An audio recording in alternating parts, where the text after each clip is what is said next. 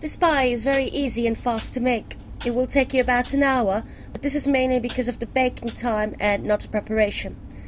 This pie doesn't contain a lot of sugar. This is good news for those on a diet. You start with preparing the batter. For that you add flour, salt, butter and water. Knead the batter into a flexible dough.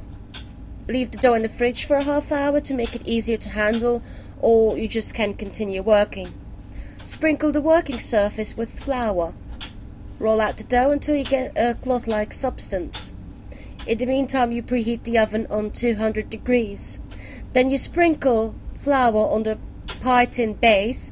You add the dough cloth and the pieces of apple which you put on like roof tiles. Put the pie in the oven for a half hour, and to finish the pie you can add some sugar if you wish to do so.